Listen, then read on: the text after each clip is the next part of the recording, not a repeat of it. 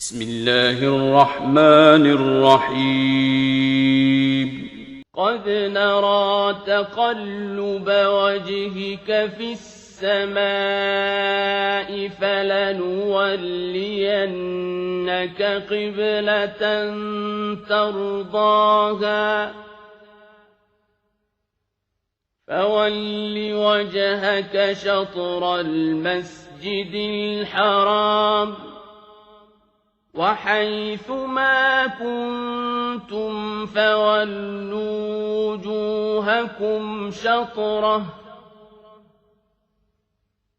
وإن الذين أوتوا الكتاب ليعلمون أنه الحق من ربهم وما الله بغافل عما يعملون أعوذ بالله السميع العليم من الشيطان الرجيم بسم الله الرحمن الرحيم الحمد لله رب العالمين وبه نستعين وصلى الله على سيدنا محمد وأتقته الطاهرين وعلى الله عليهم أجمعين من الآن إلى قيام يوم الدين آمين رب العالمين قال الله العظيم في كتاب الحكيم بعد أعوذ بالله السميع العليم من الشيطان الرجيم بسم الله الرحمن الرحيم قد نرى تقلب وجهك في السماء فلنولينك قبلة ترضاها فولي وجهك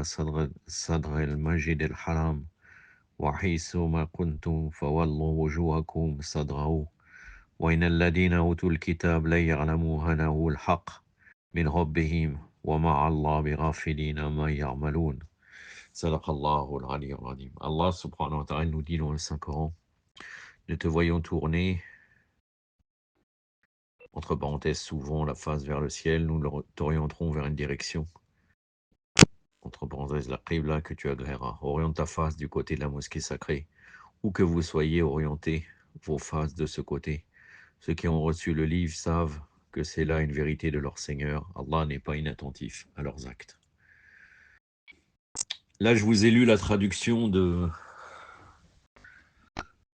que j'utilise d'Abul Qasim Fakhri, parce que il a paraphrasé encore une fois le verset. Et vous allez le voir d'ailleurs, à un moment donné, il va utiliser, le Mufassir va utiliser un terme qui fait partie du Coran, mais qui ne veut pas dire littéralement ce qu'il veut entamer dans l'idée. Même si là, j'ai pas grand chose à dire je ne fais pas de critique sur son commentaire. La seule critique que je peux faire, là, il n'est pas hors sujet, mais ce qu'il dit n'a rien ajouté au verset. Alhamdoulilah, je vais entamer une discussion avec d'autres choses, Inch'Allah. Donc le Mufassir, là, qu'est-ce qu'il dit sur ce verset? Le commentaire: où que vous vous trouviez, tournez-vous vers la Qibla. Comme cela a déjà été dit, Bayt al-Muqaddas était la première Qibla provisoire des musulmans. Donc là, Jérusalem. Alors le prophète sallallahu alayhi wa sallam attendait que Allah ordonne la modification de la Qibla, surtout que les Juifs avaient déjà fait de cette histoire un vrai instrument d'intrigue après que le prophète sallallahu alayhi wa sallam soit entré à la Mecque. Il provoquait constamment les musulmans avec cela, en disant qu'ils n'étaient pas indépendants. Il lançait des propos tels que avant qu'ils, entre parenthèses les musulmans, ne nous enseignent quelque chose, ils ne savent même pas dans quelle direction ils doivent prier. Accepter notre Qibla ne signifie-t-il pas d'admettre notre religion? Et bien d'autres provocations de ce genre.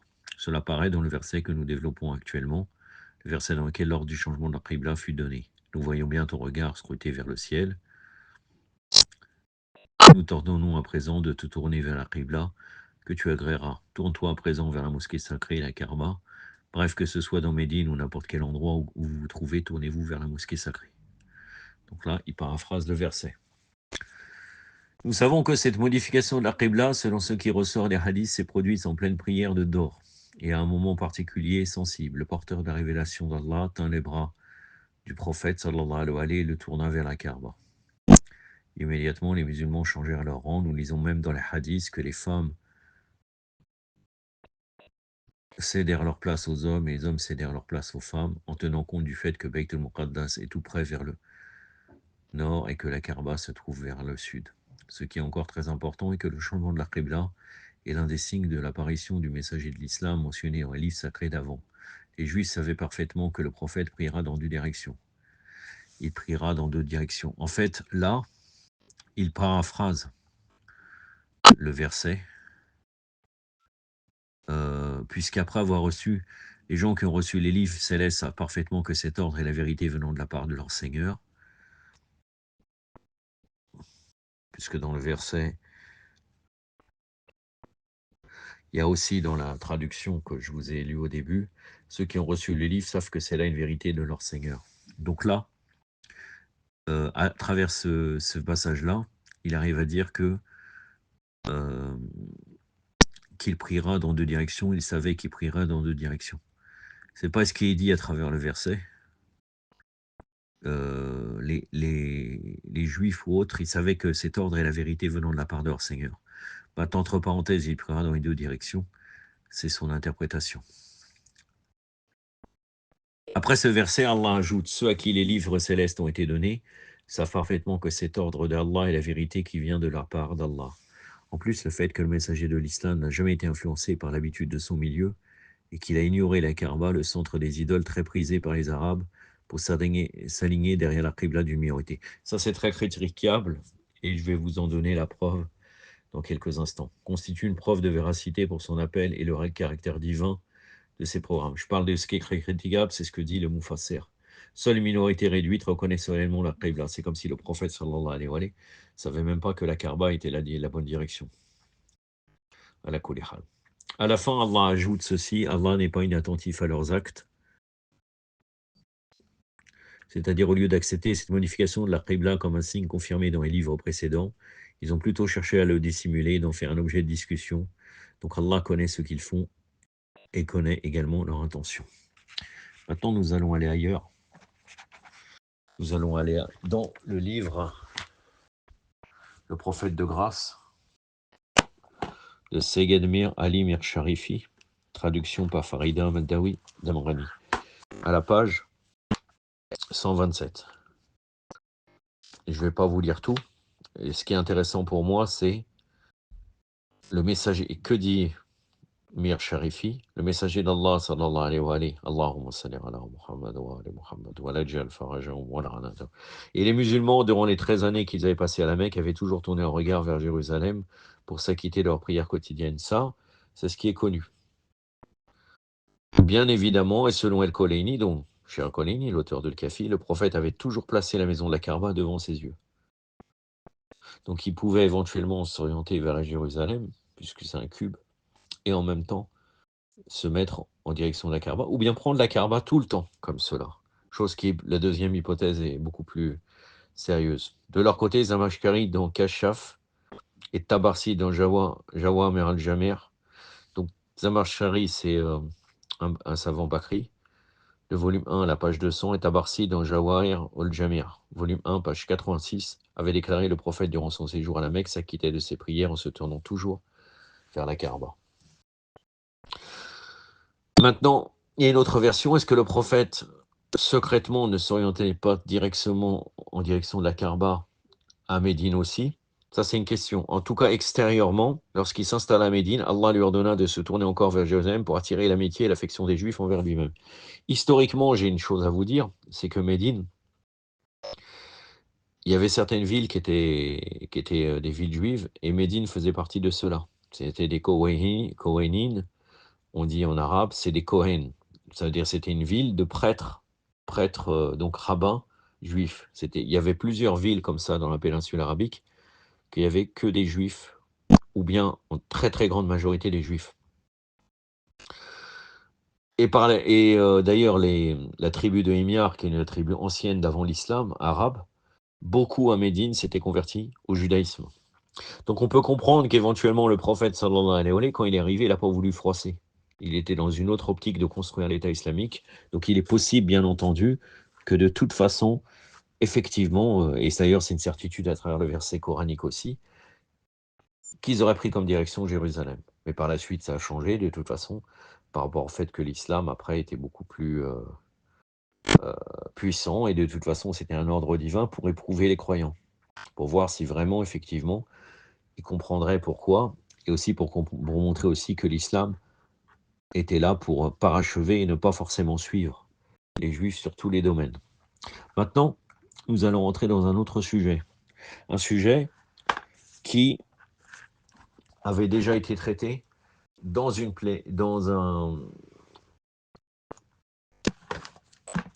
vidéo qui fait partie de la playlist Gnose. Mais là, on parle de la gnose positive, non pas la gnose de Ibn Arabi ou autre. Dans le livre Se tourner vers Allah par Anaya al-Muqaddasa, au moyen de Zirat al-Yassin, il y a les différents degrés de la face d'Allah, puisque la Qibla fait partie de la face d'Allah. Et là, je vais utiliser certains termes qui seraient irfani, mais en vérité orientés vers la wilaya. Donc ça ne pose pas de problème en soi. Donc le premier degré, puisque le Wajh Allah, c'est aussi la Qibla. Et je vais argumenter aussi à travers certains versets coraniques. Enfin, je vais vous ramener un seul verset, mais à chaque fois, je vous donnerai d'autres versets qui vont dans le même sens. Vous pourrez rechercher chez vous. Donc le premier degré, le plus inférieur de ces degrés du point de vue du contenant, est celui qui est connu comme étant le visage. Il est le signe de la beauté apparente et le moyen de différenciation du reste de ses pairs. En corrélation, le degré du côté que Allah très haut a placé pour ce degré de la face est la manifestation de la face d'Allah pour les gens de la terre, du point de vue du contenant et du lieu, qui est la Kaaba, la maison sacrée d'Allah, le lieu de la naissance de Amir al-Mu'minin Ali ibn Abi Talib, au sujet de laquelle Allah dit en s'adressant à son prophète: certes, nous te ferons tourner vers la direction que tu agrées, tourne ton visage vers la mosquée sacrée, ou que vous soyez tourné au visage vers elle. Elle est connue comme étant la Qibla apparente, et représente un des degrés de la face d'Allah. Donc là, c'est bien entendu le verset 100. Par la suite, le verset 145, le verset 4 tout de suite après 144, de Surat al-Baqarah, verset 149 et verset 150. Je vais vous citer le verset 145. Bon, là, c'est un paraphrasé, mais de toute façon, vous reviendrez à ces versets et vous méditerez dessus, parce que c'est pas d'une manière directe qui est comme ça. Mais nous voyons tourner vers la direction que tu agrées, c'est le verset 144. Et après, donc, il y a le verset 149. Est-ce que c'est... Oui. Donc là aussi, le verset 149 va dans ce sens-là, et le verset, ainsi que le verset 150. Donc la face d'Allah, le degré extérieur, c'est la Kaaba. Deuxièmement, le deuxième aspect dans l'humain est l'âme, avec les actes, les états et les actes qui en découlent. Là, la face est son âme, avec ses actes et ses états, et en corrélation le côté Wejha, que Allah a placé pour ce degré, la religion fondamentale et la loi divine monothéiste, selon l'expression coranique, qui représente un autre des degrés de la face d'Allah, et pour cela qu'elle est aussi parfois traduite par l'expression face d'Allah. Un des degrés de face d'Allah, vous allez le retrouver dans Surat al-Rum, versets 30 et 43, Surat Yunus, verset 105. Un des aspects de la face d'Allah qu'elle fêtera, Surat al-Baqarah, verset 272, et Surat al-Rad, verset 22. On va aller vers le verset 272 de Surat al-Baqarah.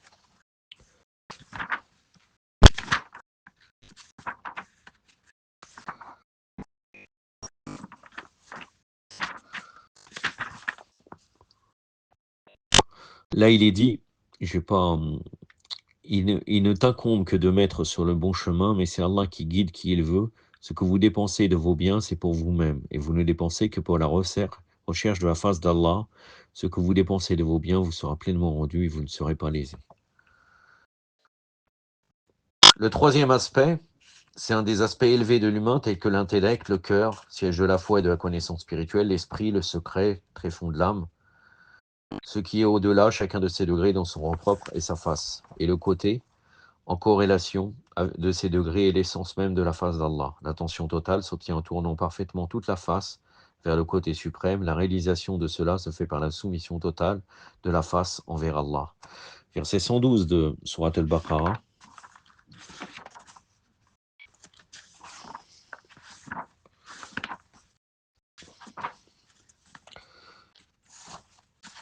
Non. Donc là, c'est dans le sens que la face d'Allah, c'est la soumission.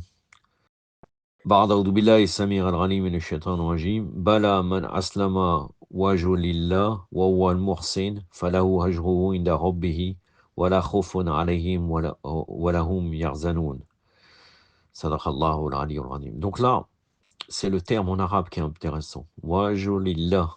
Alors qu'en fait, en français, celui qui se soumet à Allah. Alors que là, on rentre dans le terme waj, la face. Donc la réalisation de cela se fait par la soumission totale de la face envers Allah et par son extinction dans la face d'Allah. Celui auquel Allah donne une telle chance atteint un degré des noms et des réalités nominales. Plus encore, il devient de ces noms, il est alors celui qui s'est agrippé à la prise la plus solide. Ruwatul Wusqa est celui qui a pour religion la meilleure religion. Surat An-Nisa, verset, donc la sourate des femmes, le verset 125.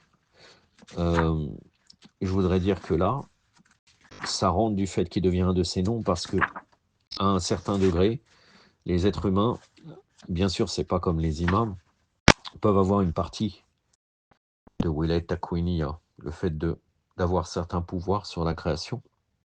Et vous le retrouvez notamment avec, par exemple, Salman Mohammadi alayhi salam, qui avait une partie de Wilayat Takwiniya, et d'autres pieux, d'autres compagnons. Maintenant, il faut faire attention aussi avec les gens contemporains qui auraient éventuellement des pouvoirs, mais si vraiment la personne est droite, on peut dire que là, Allah Azza wa Jalla lui a donné cela. Donc il utilise certains des noms, il devient peut-être un des noms d'Allah Azza wa Jalla. Et tous les noms sont aux imams alayhi salam.